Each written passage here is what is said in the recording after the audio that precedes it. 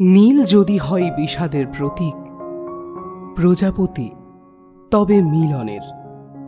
যুগে যুগে প্রতিটি ভালোবাসার গল্পে নীলচে বিষাদ লেগে থাকে ভেজা চন্দনের মতন। বিষাদ বিনা প্রেম কি হয়? কিন্তু সব গল্প কি পূর্ণতা পায় শেষ অবধি? প্রজাপতির ডানা কি ছুঁয়ে যায় প্রতিটি গল্পের যুগলকে? হয়তো যায় বা হয়তো যায় না। আমাদের আজকের গল্প নীল প্রজাপতি বলবে দুটো ভিন্ন সময়ের ভিন্ন যুগের ভালোবাসার গল্প। সে গল্পগুলোই প্রেমের ভাষার পার্থক্য থাকলেও নীলচে বিষাদ কিন্তু লুকিয়ে আছে একইভাবে। শেষ অবধি সেই বিষাদ প্রজাপতি হয়ে তৈরি করতে পারবে কি স্বপ্নবাসর? নাকি সেই ভালোবাসার গল্পগুলোয় ছড়িয়ে পড়বে বিচ্ছেদের গাঢ় নীল রং? জানতে হলে শুনতে থাকুন আজকের গল্প মুকুলিকা দাসের কলমে নীল প্রজাপতি। তিন্নি যেন আজ নীল প্রজাপতি। নীল রং ওর বরাবরই ভীষণ প্রিয়, তাই নিজেকে নীল প্রজাপতি ভাবতেই ওর সবচেয়ে বেশি আনন্দ হচ্ছে।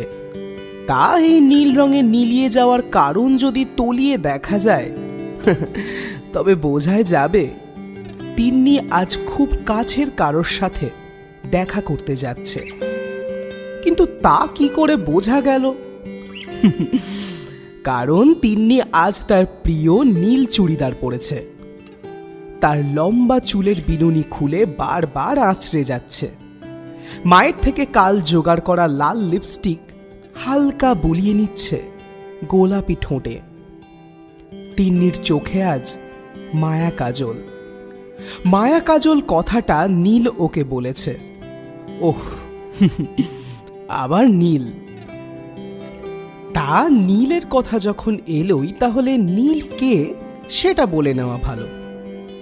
নীল হলো সেই একজন যার জন্য তিন্নি প্রথম টিপ পড়েছে আজ, যার জন্য প্রিয় স্যারের ক্লাস বাঙ্ক করেছে এই বলে যে তার নাকি জ্বর। এই নীলের জন্যই তিতলি তার অট্টহাসি ছেড়ে ঠোঁট কামড়ে চোরা হাসি গিলতে শিখে নিয়েছে। নীল আছে বলেই তিন্নি নিজের প্রিয় শরৎচন্দ্র পড়তে আজকাল ভয় পায়। যে তিন্নি একদিন দার্শনিকদের মতন তার বান্ধবীদের বলে বেড়াতো প্রেম ভালোবাসা ওসব শুধু হরমোনের খেলা, আজ সেই তিন্নি নীলের কথা মনে করলেই একা একা কেঁপে ওঠে শিহরণে। এত কিলোমিটার দূরে থেকেও নীল কি করে যে তিন্নিকে ছুঁয়ে যায় তা সে নিজেও জানে না। কি রে, কোথায় বেরোচ্ছিস? ও কি, আমার ঝুমকোটা পড়লি কখন? এমন সেজেছিস মনে হচ্ছে যেন সরস্বতী পুজো। তিন্নি ঘাবড়ে যায় ঠিকই, কিন্তু প্রকাশ করে না। কিছুটা সামলে অকপটে মিথ্যে বলে যায়। প্রেমে পড়লে যে সবার আগে মিথ্যে কথা বলতে শিখতে হয় এটা তিন্নি 1 বছর আগেই বুঝে গেছে। আর বলো না মা, ওই যে আমাদের এক বান্ধবী অদিতি, ওর দিদির রিসেপশন আজ। হঠাৎ করেই জানালো, তোমায় বলা হয়নি। এই, তোর না টিউশন ছিল? সামনে ফাইনাল সেমিস্টারের এক্সাম না তোর? আর এখন? ওহ মা, এখনো অনেক সময় বাকি। এমন বলছো যেন কাল পরীক্ষা।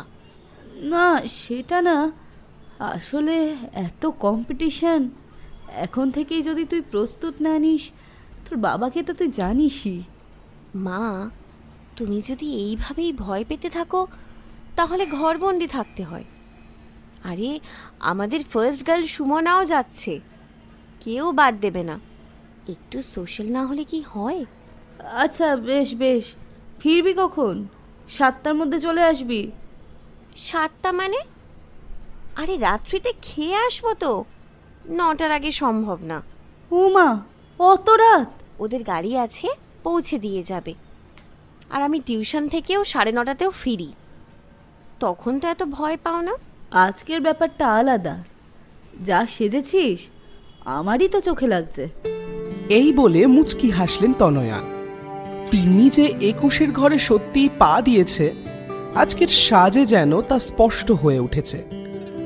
মায়ের এই কথায় তিন্নির একটু লজ্জা লাগলেও ভেতরে দারুণ এক উচ্ছ্বাস কাজ করে। আজকে নির্ঘাত নীলের মাথা ঘুরে যাবে। যদিও ছবিতে একটু বেশি উজ্জ্বল লাগে তিন্নিকে দেখতে, সামনাসামনি অতটা ফর্সা নয়, কিন্তু তাতে কি নীলের কিছু যায় আসে? নীল তো বলেছে শুধু তিন্নির চোখের দিকে তাকিয়েই নাকি কাটিয়ে দেওয়া যায় ঘন্টার পর ঘন্টা। নন্দনের কাছে দাঁড়িয়ে আছে তিন্নি। বারবার ঘড়ি দেখছে ও। এখন বাজে 4:10। নীল আসবে 5টায়। এই 50টা মিনিট যেন 50টা বছর। 50টা বছর কথাটা মনে পড়তেই তিন্নির মনে পড়ে বিদিশা ঠাম্মার কথা। 50 বছরের অপেক্ষা ঠিক কেমন হয়, ঠিক কতগুলো রাত, কতগুলো দিন আর কতগুলো প্রহর জমে আছে এই 50 বছরে। অঙ্কে খুব ভালো তিন্নি, কিন্তু এই সহজ হিসেবটা করতে গিয়ে বুক যেন ভারী হয়ে আসে তার। এই হিসেব কি করা যায়? করা সম্ভব? অপেক্ষার হিসেব কি কোনো অঙ্কের ফর্মুলা মেনে চলে? তিন্নির বুকটা আবার ভারী হয়ে আসে। ভেতরে কি যেন একটা ধাক্কা দিয়ে উঠে আসতে চাইছে। তিন্নি জানে ওর এক্ষুনি কান্না পাবে, খুব কান্না। হঠাৎ কাঁধে একটা হাত, সঙ্গে সঙ্গে কেঁপে ওঠে তিন্নি। এই ছোঁয়াটা অনুভূত, কিন্তু তা যে সত্যিকারের সেটা মানতে পারছে না সে। অল্প সংকোচে, অল্প লজ্জায়, অল্প ভয়ে মুখ ঘোরায় তিন্নি। সামনে দাঁড়িয়ে আছে নীল। ওহ বাবা, পাক্কা 5টায় এসেছি কিন্তু। তিন্নি বুঝতে পারছে না ও কি করবে। ও এটাও বুঝতে পারছে না ও জেগে নাকি শুয়ে। আচ্ছা, কোথায় দাঁড়িয়ে আছে সে? আশপাশটা কেমন যেন ঝাপসা ঝাপসা, আর তার মধ্য থেকে খুব করে স্পষ্ট হচ্ছে একজনই, নীল। তার নীল। তিন্নি নীলের বুকে মুখ লুকোয়, তারপর ফুঁপিয়ে ফুঁপিয়ে কেঁদে ওঠে।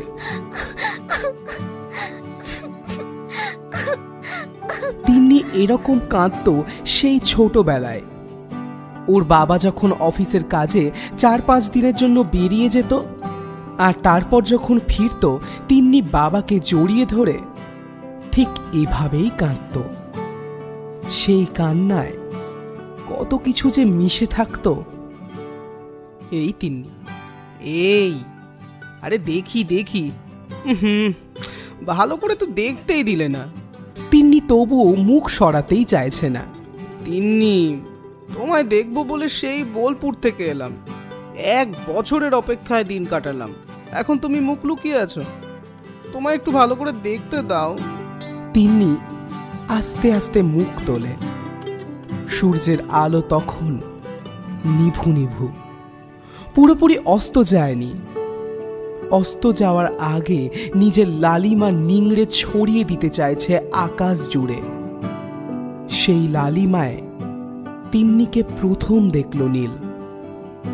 তিন্নি তখনও মাঝে মাঝে কেঁপে উঠছে। তার 2 চোখ বেয়ে তখনও গড়াচ্ছে নোনা জল। সেই জলটুকু মুছে নিল নীল। তিন্নির চিবুকটা আরো খানিকটা উঁচু করে ধরল সে। তিন্নির হঠাৎ যেন কোন এক নাম না জানা আবেশে চোখটা বুজে এলো। নীল বিস্ময়ে দেখছে তিন্নিকে। তিন্নির চোখে সেই মায়া কাজল, যে মায়া কাজলে লেপ্টে থাকে নীলের প্রতিটি কবিতা। কপালের কালো টিপে এ কোন এক অন্ধকার, অরণ্যের নাকি মহাকাশের? তিন্নি, তুমি এত সুন্দর। চোখ খোলে তিন্নি, নীলের দিকে এইবার ভালোভাবে তাকায়। ওর মোটা ফ্রেমের চশমার আড়ালে উঁকি দিচ্ছে যে আশ্চর্য একটা চাহনি, তা দেখে তিন্নির বড় তৃপ্ত অনুভূত হয়। নীলের চেহারায় যে খুব সাধারণ ভাবটা আছে তা হঠাৎ করে তিন্নিকে বড় আনন্দ দেয়। আজকাল সবার মধ্যে এত অসাধারণত্ব, কিন্তু নিজের সহজাতকে ঢাকার চেষ্টা নীলের মধ্যে একদমই নেই। এর জন্যই নীল বুঝি এত ভালো, এতটা আলাদা।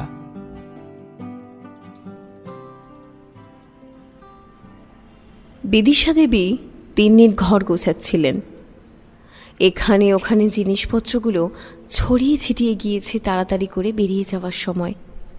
ঘর গোছাতে গোছাতে কেমন একটা অনুভূতি হয় জয়া দেবীর। তিন্নির মুখে আজ অসম্ভব এক উজ্জ্বলতা দেখেছেন তিনি। এই উজ্জ্বলতা তিনি বোঝেন। একসময় এই উজ্জ্বল সময়ের মধ্য দিয়ে তিনিও গিয়েছেন, কিন্তু সেই উজ্জ্বলতার পরের সময়টা। আপনি বিছানা ছেড়ে উঠে আসতে গেলেন কেন পিসিমা? আপনার শরীরটা এমনিতেই খারাপ। সারাটা দিন শুয়ে থেকে কি আর ভালো লাগে বৌমা? টুকটাক কাজ করলে সময়টা কেটে যায়। আচ্ছা, তিন্নি কোথায়? আপনার নাতনি গিয়েছে বান্ধবীর দিদির বিয়েতে, আসতে রাত হবে। বিদিশা দেবীর ভেতরে কেমন একটা চোরা ভয় কাজ করে, সেটা যে কেন তিনিও বুঝতে পারেন না।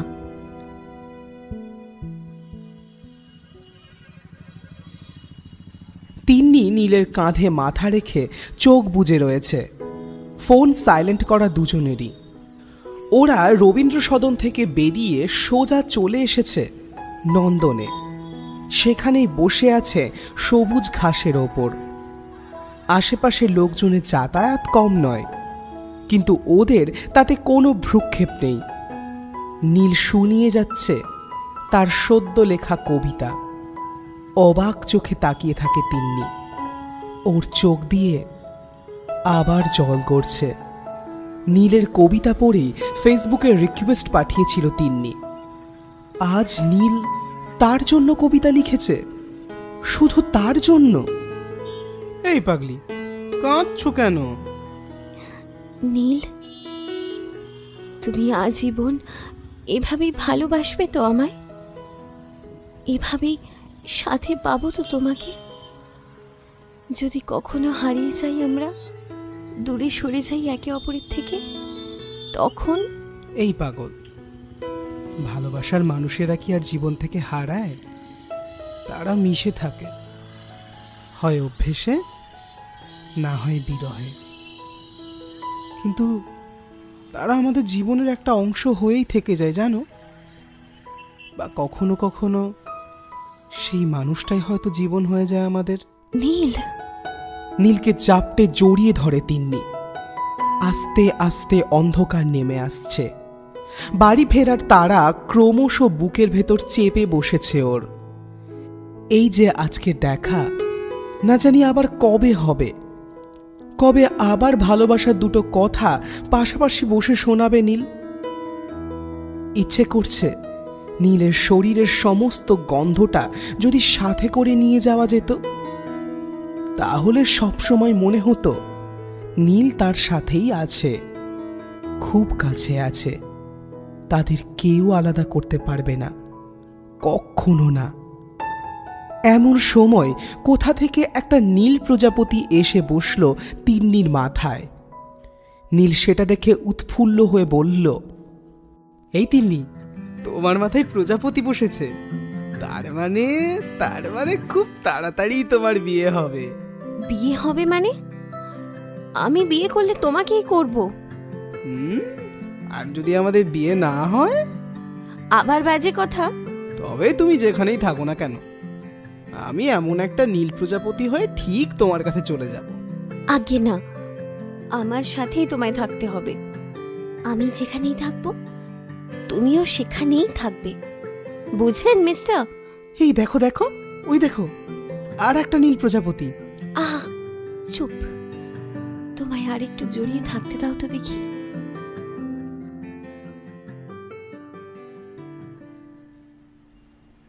তিন্নির বাবা অফিস থেকে ফিরেছেন এই একটু আগে।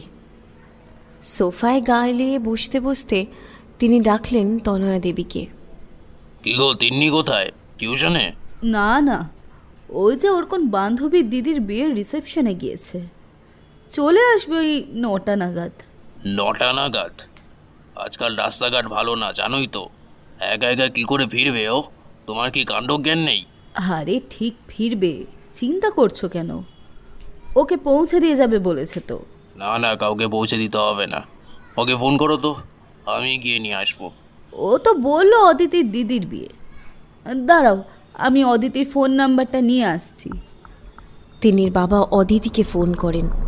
অদিতিকে তিনি আগে থেকে কিছু বলে রাখেনি যে আজ নীলের সাথে দেখা করতে যাচ্ছে ও। বেচারি অদিতি হঠাৎ তিন্নির বাবার ফোন পেয়ে কি বলবে বুঝে উঠতে পারে না। ঘাবড়ে গিয়ে সত্যি কথাটাই বলে দেয় যে ও দিদির বিয়ে নয় আজকে, তিন্নি কোথায় সেটাও জানে না। অদিতির ফোনটা রাখার সাথে সাথেই ভ্রু কুঁচকে ওঠে তিন্নির বাবার। তিন্নি মিথ্যে বলে ঘর থেকে বেরিয়েছে, তাও এত দীর্ঘ সময়ের। এমন অসম্ভব দিনও তাকে দেখতে হলো। তিন্নিকে অনেকবার ফোন করলেন তিনি। ফোন রিং হয়ে কেটে গেল। তিন্নির বাবার মুখ আরো থমথমে হয়ে উঠল। তিন্নির বাবার এই চেহারা দেখলে ঘাবড়ে যায় তিন্নির মা। তিন্নি বাড়ি ফিরলে আজ যে কি পরিমাণ তুলকালাম হবে তা ভেবেই ভয় পাচ্ছেন তিনি।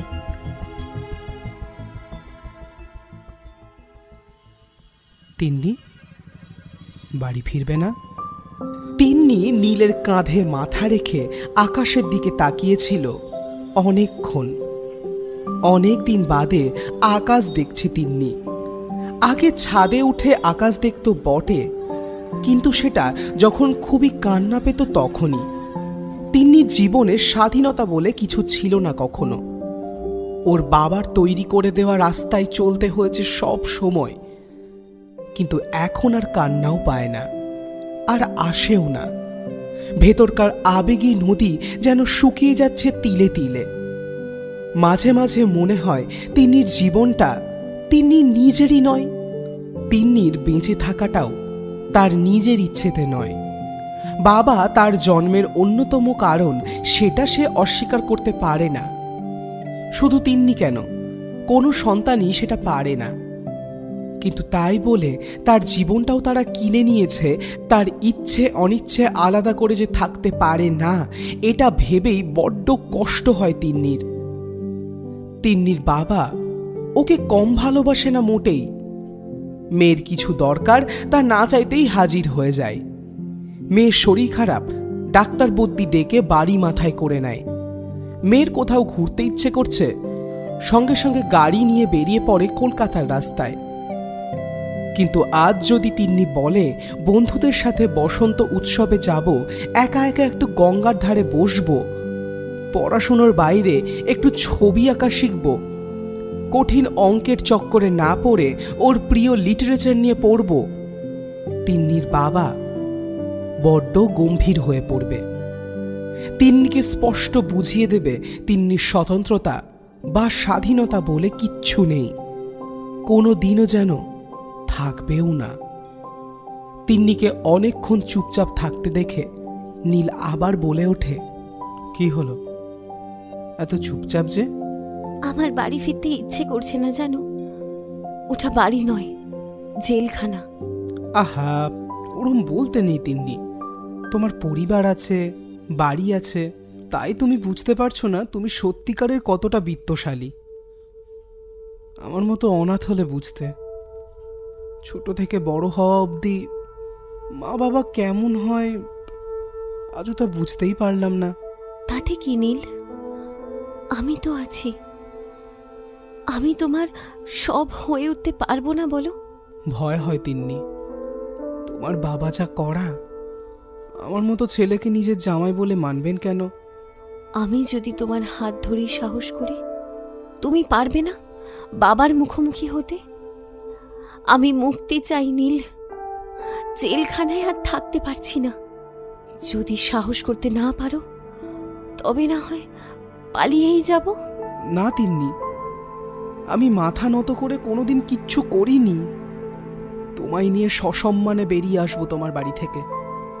আর যদি তা না হয়, একাকী কাটিয়ে দেব জীবন, কিন্তু ভিতুর মতো পালাতে পারবো না। তিন্নির বুক দুড়ু দুড়ু করে ওঠে। বাবার সামনে নীল দাঁড়াতে পারবে তো? ওর সাথে নীলের সংসার করা হবে তো? ওদের বংশে এটাই তো প্রথম ঘটনা নয়, তারই পুনরাবৃত্তি হবে না তো?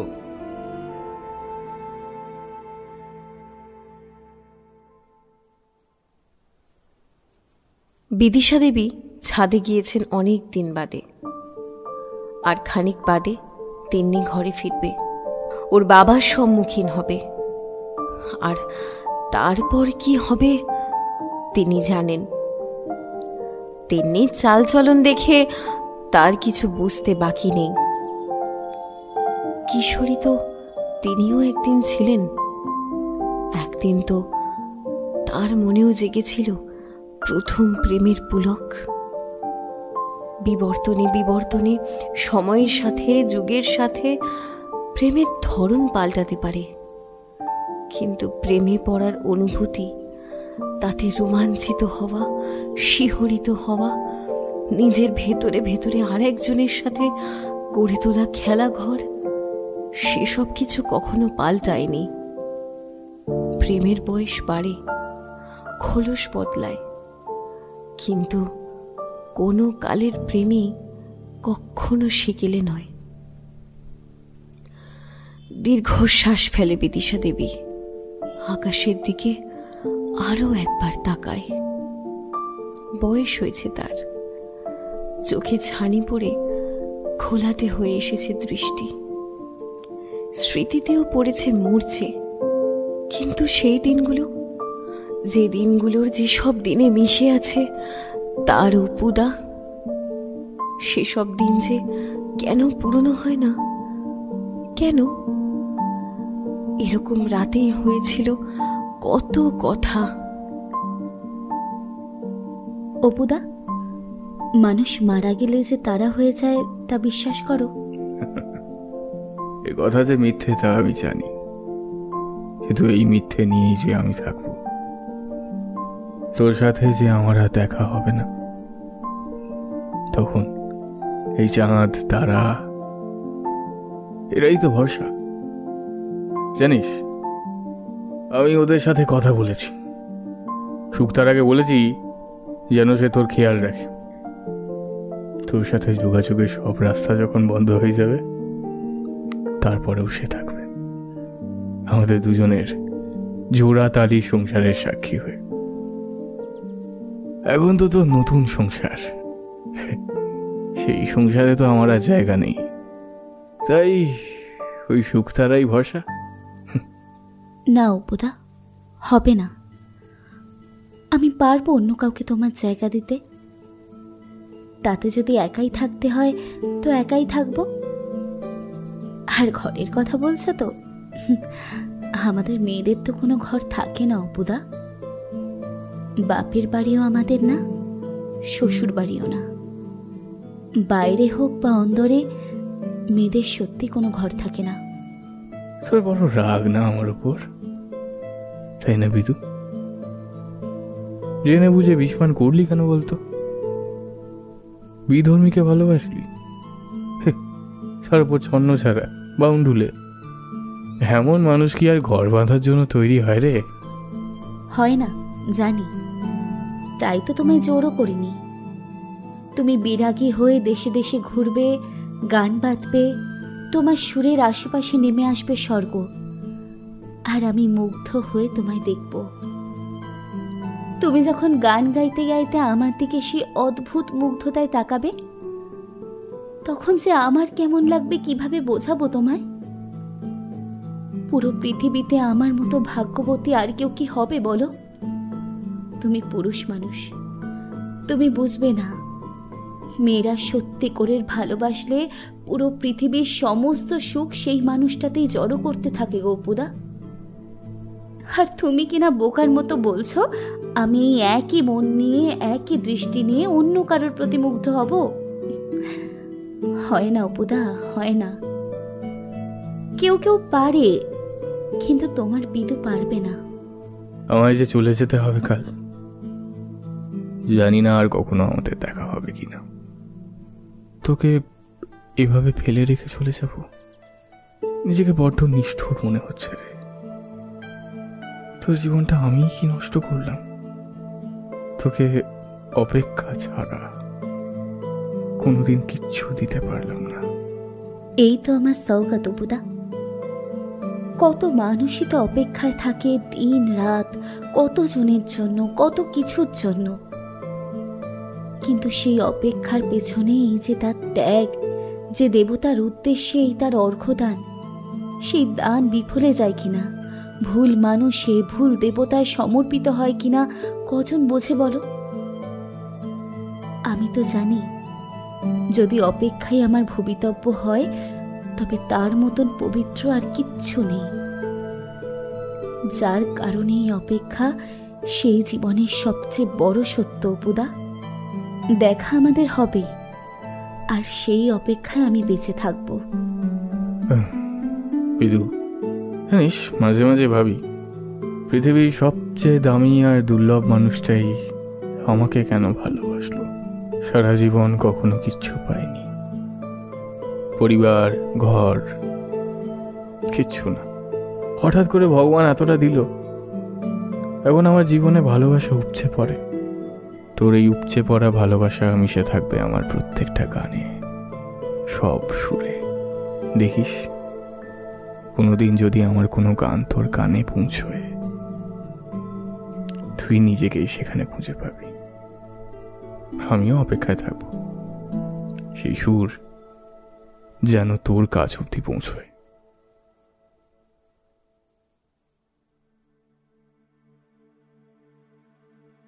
ঘরে ঢুকতে ঢুকতে তিন্নির প্রায় 9:30 বেজে যায়। ভেতর ভেতর ভীষণ ভয় করছে ওর। অদিতিকে যদি বাবা একবার ফোন করে বসে। দরজায় টোকা দিতে ফোন চেক করে তিন্নি। সর্বনাশ, বাবা, মা, অদিতি সবার এত মিসড কল। সাইলেন্ট ছিল বলে ফোনটা খেয়ালই করেনি। ঢোক চিপে ড্রয়িং রুমে আসে তিন্নি। বাবা বসে আছে। তিন্নির ভয় আরো বেড়ে যায়। ওর পা নড়ে না। বাবা কিছু জিজ্ঞেস করবে না তো? আর সেই ভয়টাই সত্যি হয়ে গেল। কোথায় গিয়েছিলে? অদিতির। চুপ, মিথ্যে কথা বলা শুরু করেছো আমায়, হ্যাঁ? এই দিন দেখবো বলে তোমার পেছনে এত পরিশ্রম করেছি আমরা। ছি বাবা, তুমি একদম চুপ। আবার পারমিশন ছাড়া কোথায় গিয়েছিলে তুমি? কার সাথে গিয়েছিলে? তিন্নির ঠোঁট ফুলে উঠেছে, চোখ ফেটে জল বেরিয়ে আসছে। বড্ড অভিমানীয়। বলছো না যে? কার সাথে গিয়েছিলে? তিন্নি আর নিজেকে আটকাতে পারে না। আর লুকিয়ে লাভ নেই। সত্যি দিয়েই এবার লড়াইটা জিততেই হবে। কি হলো বলো? নীলের সাথে। নীলকে আমি ভালোবাসি, নীলও আমায় ভালোবাসে। আমরা একসঙ্গে জীবন কাটাবো বলে সিদ্ধান্ত নিয়েছি। আর হ্যাঁ, ভালোবাসার জন্য তোমার পারমিশন নিতে হবে সেটা আমি মনে করি না। অবাক হয়ে যায় তিন্নির বাবা। ওর মেয়ের মুখে এমন বুলি আগে তো কখনো শোনেনি। মেয়ের জেদ তিনি জানেন। এই বংশের প্রতিটি মেয়ে আলাদা ধরনের জেদ ধরে রাখে।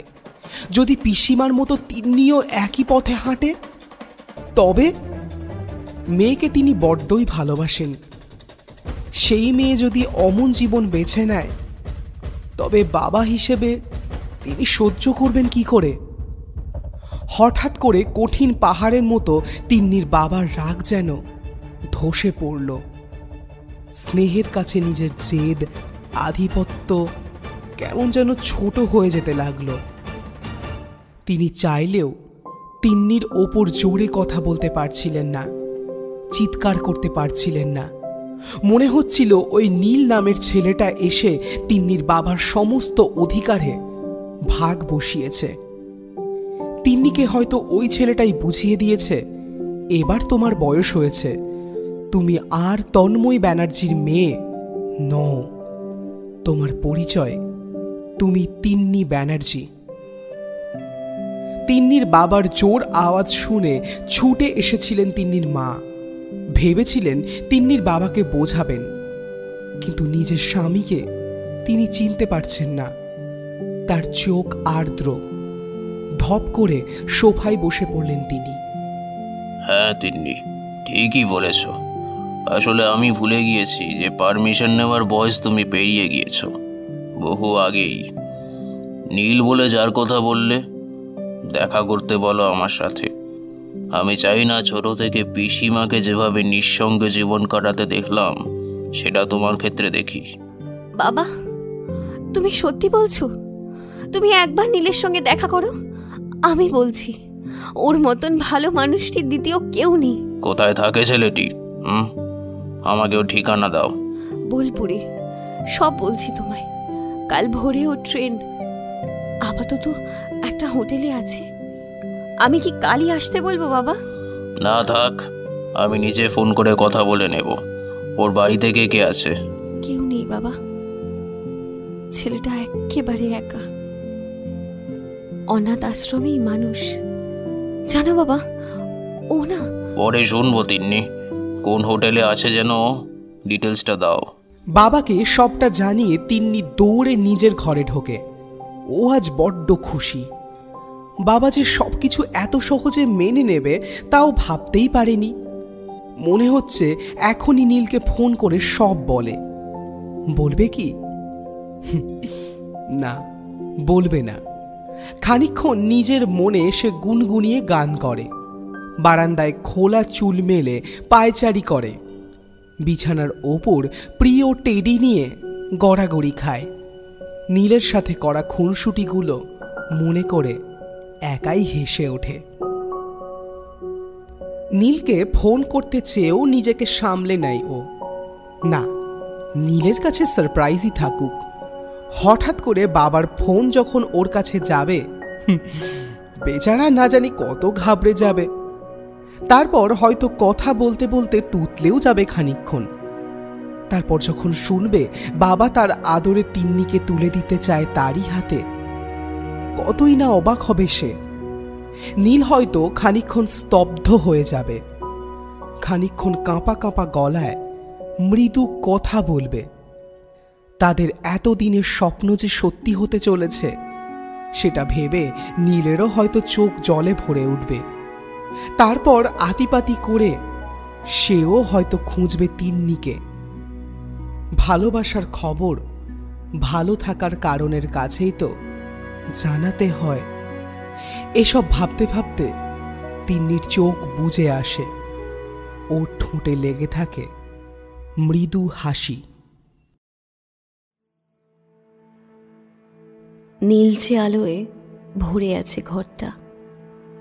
এই ঘরটা শুধু তিন্নির বাবা তন্ময় ব্যানার্জির। জীবনের চরম মুহূর্তগুলোতে একা থাকবার দরকার পড়ে, কারণ তখন এমন কিছু সিদ্ধান্ত নিতে হয় যে সিদ্ধান্তগুলো পাল্টে দেয় অনেক সমীকরণ। পায়চারি করছেন অনবরত তন্ময় ব্যানার্জি। কি করবেন তিনি? তিন্নিকে শান্ত করবার জন্য তো হ্যাঁ বলে দিলেন, কিন্তু যে সে ছেলের হাতে নিজের মেয়েকে তুলে দেবেন? কত কিছু ভেবেছেন নিজের মেয়েকে নিয়ে। নিজের হাতে সুন্দর একটা জীবন উপহার দেবেন ভেবেছিলেন, অথচ তার মেয়ে পচা শামুকেই পা কাটল।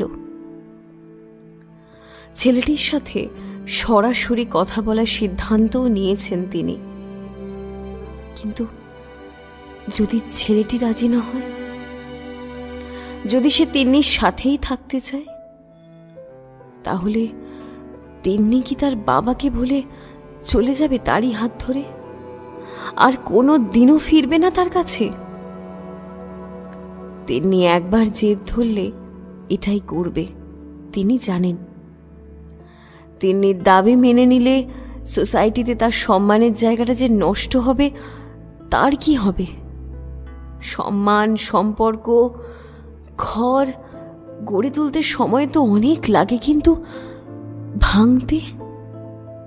তুলাই, চমকে ওঠেন তন্ময় ব্যানার্জি। পিসিমার আওয়াজ না? পেছনে ঘুরে তাকান তিনি। এ কি পিসি, তুমি এখানে হঠাৎ? হাসতে হলো।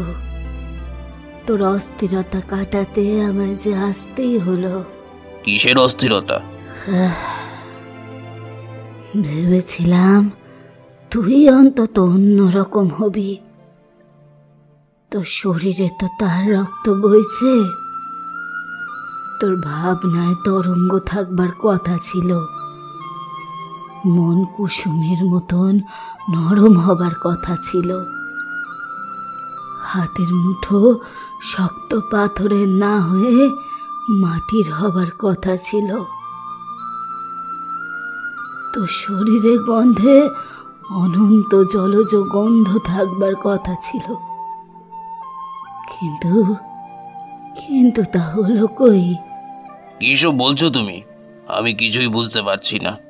তবে তুমি যদি তিন্নির ব্যাপারে কোনো রকম জ্ঞান দিতে আসো, আমি কিন্তু শুনবো না। আর তুমি তিন্নিকে কোনোভাবে প্রশ্রয় দাও, সেটাও আমি মেনে নেব না। আমি জ্ঞান দিতে আসিনি, শুধু একটা সত্য জানাতে এসেছি। ভেবেছিলাম জানাবো না কোনোদিন, কিন্তু আমি চাই না 50 বছর আগেকার কোনো ঘটনার পুনরাবৃত্তি ঘটুক সামান্য একটা কারণে। সামান্য কারণ? বংশমর্যাদা, ধর্ম, সম্মান, প্রতিপত্তি এসব সামান্য? সেটা তোমার কাছে হতে পারে, আমার কাছে নয়। যে বংশ নিয়ে তোর এত অস্ফালন, সেই বংশই যে তোর নয় তুলাই। মানে কি যাতা বলছো? আমার ভাই শশধর ব্যানার্জি আর তার স্ত্রী মালিনী ব্যানার্জি বিয়ের পর দার্জিলিংয়ে যাচ্ছিল ঘুরতে। পথিমধ্যেই পথ দুর্ঘটনায় তাদের মৃত্যু হয়। আমি আর ভাই ছিলাম ব্যানার্জি বাড়ির সন্তান। বাবা খুব মূর্ষে পড়েছিলেন। একে আমার অমন অনাচার, তার উপর ভাইয়ের মৃত্যু সংবাদ।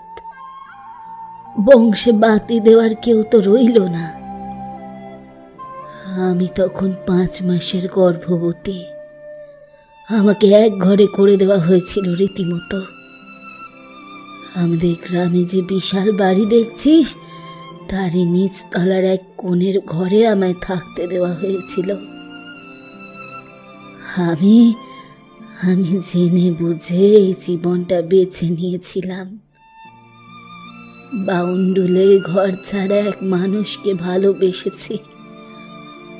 তাকে তো বাঁধবার উপায় আমার ছিল না, তাই তার একটা অংশ নিজের মধ্যে বড় করছিলাম একটু একটু করে। জীবনে বেঁচে থাকার জন্য সেই একটা কারণই যথেষ্ট ছিল। বাড়ির লোকেরা কেউই সেটাকে সহজভাবে দেখেনি।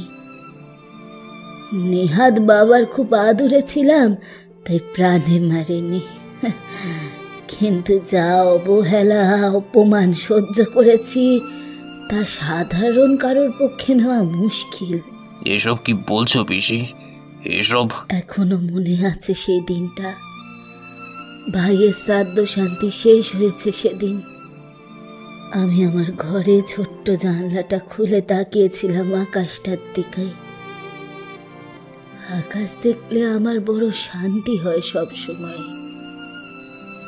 সেই সময় বাবা আমার ঘরের ভেজানো দরজা দিয়ে এলেন। মানুষটার মুখের দিকে তাকাতে পারছিলাম না। সেই প্রথম মানুষটার চোখে ক্রোধ দেখিনি জানিস, দেখেছিলাম অসহায়তা। আমি উঠে দাঁড়িয়ে বলেছিলাম, বাবা কিছু বলবে? মাথা নিচু করে মানুষটা আমায় শুধু একটা কথাই বলেছিল, তোর সন্তান কি তুই দিবি আমাকে? এই বংশের প্রদীপ যে নিবু নিবু হতে চলল রে।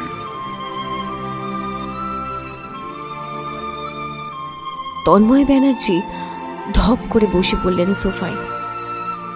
নিজের জীবনটা এক লহমায় তার মিথ্যে মনে হচ্ছে। মনে হচ্ছে তিনি যেন বেঁচেও বেঁচে নেই। নিজের অস্তিত্ব নিয়ে সে নিজেই সন্দিহান। তুলাই, মায়ের সব দায়িত্ব আমি পালন করেছি। বাবার একুল ওকুল রক্ষা পেল তাতে। তুই নাম পেলি, পদবি পেলি, অহংকার করার মতন বংশ পেলি, কিন্তু আমি কি পেলাম বল? না পেলাম তোর মুখে মা ডাক শুনতে, আর না পারলাম ভবঘুরে মানুষটার ছায়া তোর মধ্যে দেখতে। যে কারণে বেঁচে থাকা তা যে আজ বৃথা লাগে রে তুলাই। বেশ, মা ডাক চাই না, শুধু যার সন্তান তুই সেই মানুষটার একটা ধর্ম তো বজায় রাখ। ঠুনকই অভিজাত্য আসলে বোঝা, সহজ জীবন ভারী করে তোলে। আর কিচ্ছু না রে, কিচ্ছু না, কিচ্ছু না। এই বলে পিসিমা চলে গেলেন। তন্ময় ব্যানার্জি বসে আছেন। চোখ দিয়ে জলের ধারা বয়ে চলেছে তার। ঘরের নীলচে আলো অসহ্য লাগছে তার। বাইরে আলো ফুটেছে বোধহয়, ভোর হয়ে এসেছে। জানালা খুলে দেন তিনি। ঠান্ডা বাতাস আর হালকা আলোয় ঘরটা বড্ড মায়াবী লাগছে আজ। পুরো ঘরে তার নানান রকম বাদ্যযন্ত্র দিয়ে সাজানো। দাদুর কড়া শাসন ছিল, তাই মিউজিশিয়ান হতে চেয়েও হননি, শুধু ঘর সাজিয়ে গিয়েছেন। আজ অনেক দিন বাদে বেহালাটা হাতে তুলে নিলেন। কেমন অদ্ভুতরে একটা সুর মনে আসছে তার, সেটাই বাজানোর চেষ্টা করে চলেছেন। সেই সুরে ব্যানার্জি বাড়ির প্রতিটি ঘর ভেসে যাচ্ছে। তিনিও সেই আওয়াজে বিস্ময়ে উঠে বসে। এত সুন্দর বেহালা কে বাজাচ্ছে এখানে? তিন্নির মাও রান্নাঘরে কাজ করতে করতে থমকে দাঁড়ায়। তবে সবচেয়ে বেশি চমকিত হন বিদিশা দেবী। এই সুর বাজায় কে? কিভাবে? মানুষটি কি তবে কথা রাখল? শেষ পর্যন্ত অপেক্ষার অবসান হলো। তার সুর, তার বার্তা বয়ে আনলো বিদিশা দেবীর ঘরে। তিনি ছুটে যান তন্ময় ব্যানার্জির ঘরে। দেখেন, মগ্ন হয়ে বেহালা বাজাচ্ছে সে। তার চোখ দিয়ে জলের ধারা। ঝাপসা চোখে তার কাঁধে হাত রাখেন বিদিশা দেবী। তন্ময় ব্যানার্জি থেমে যান। মা। তিন্নিও ততক্ষণে চলে এসেছে ঘরে। বাবাকে দেখে সে অবাক। এক রাতে এমন কি হলো যে বাবা হঠাৎ এতটা পাল্টে গেল? তিন্নি আরো অবাক হয় যখন দেখে জানলা দিয়ে উড়ে আসছে কয়েকটা নীল প্রজাপতি। তন্ময় ব্যানার্জি কাঁপা কাঁপা গলায় বলে ওঠেন, নীলকে ফোন করে সকাল সকাল চলে আসতে বলো তিন্নি, একটু কথা আছে। তিন্নি চোখ দিয়ে গড়িয়ে পড়ছে জল। ওর নরম গালে বসে পড়ে একটা নীল প্রজাপতি।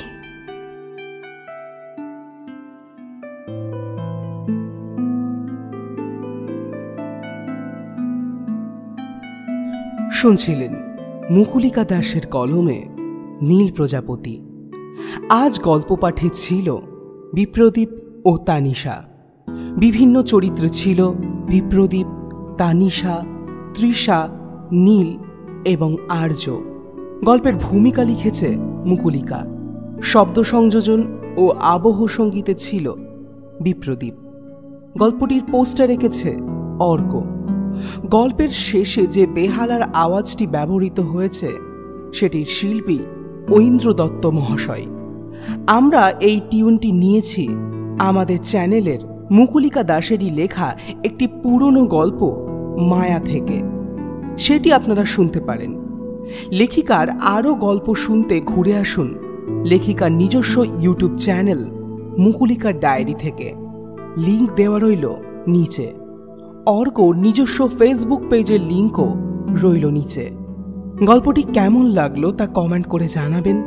গল্পটি ভালো লাগলে অবশ্যই লাইক করুন এবং শেয়ার করুন। আর আমাদের চ্যানেলে নতুন হলে সাবস্ক্রাইব করে বেল আইকনটি প্রেস করুন। আমাদের পরবর্তী নিবেদন চেরি ফুল নিয়ে আমরা আবারও ফিরব। ততদিন ভালো থাকবেন। শুভরাত্রি।